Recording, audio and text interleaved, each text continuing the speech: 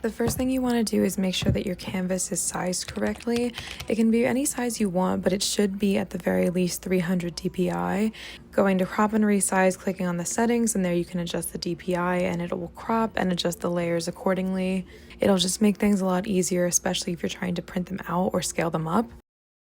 Usually I just really roughly sketch out a bunch of ideas until something comes through, not really worrying about if something looks like quote unquote good or not, because to me just getting the idea down on paper is the most important and it can just be refined later. I tend to like working with a brush that is monoline. I just prefer to work with a monoline brush, and I feel like this one has a little bit of tooth, a little bit of grit to it. I like when the lines feel kind of crispy and sharp. I was working off this theme of friendship, and so I had a couple of different ideas, but I was just really drawn to the little cherry monkeys.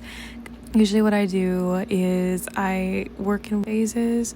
So early like rough sketch phase, I tend to work like pretty messy for a while until I go back in and refine it. So I will do my general sketch, make sure that I like the composition, the shapes, things like that.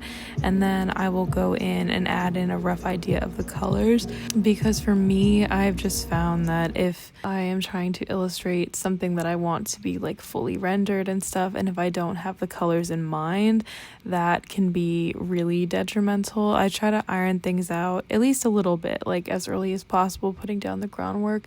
So then after I'm satisfied with that general idea, now I'll go in for my first round of cleanup. So just trying to refine the shape a little bit more, get things looking a little nicer. I would still call this my like ugly phase, I guess.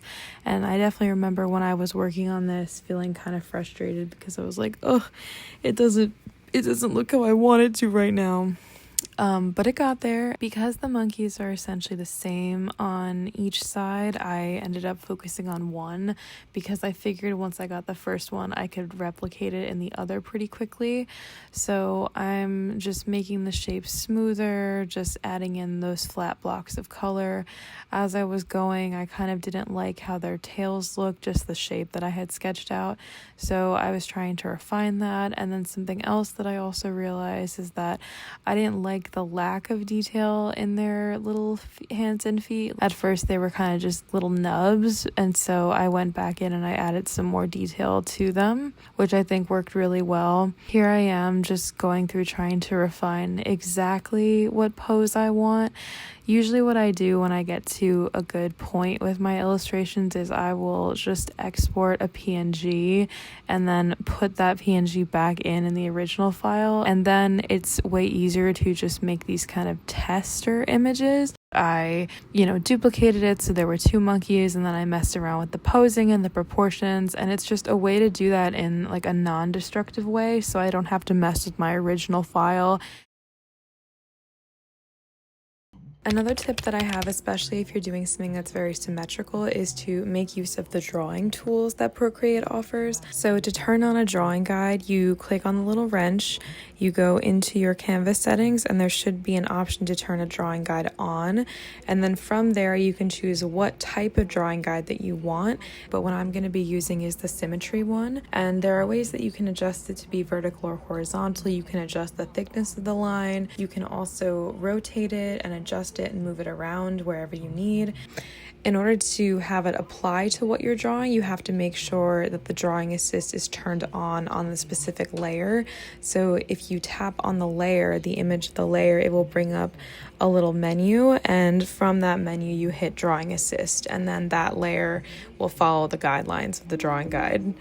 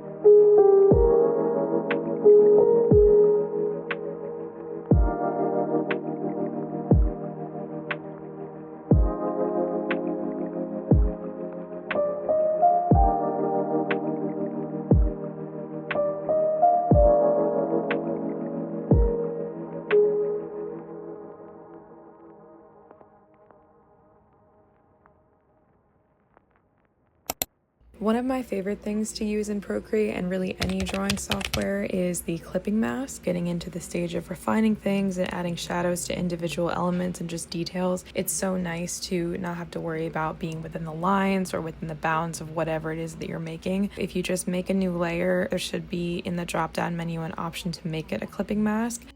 And in addition to that, that brings me to my next point, which is using photos as texture. So as I was making this, I was really happy with how it was turning out, but I just felt like it was missing a little extra something. Like I feel like the cherries were just turning out a bit flat. It needed a little bit of extra oomph. So what I ended up doing was taking this picture that I had taken actually of peach trees and just peaches, and scaling that up so it added a little bit of fuzz and also color variation. And I really like how it turned out. I feel like it gave me exactly what I was looking for, and then I was able to replicate that over with the next one, the next little monkey, and then shift that around so there was more variety within that. And then in addition, you can add layers on top and kind of like, well, layer the photo into it. You can add your own textures over it. You can play with the opacity, you can play with the layer mode, just a lot of things you can do to kind of integrate it more if you feel like it's too obviously a photo or just it's too prominent in a way that you don't like.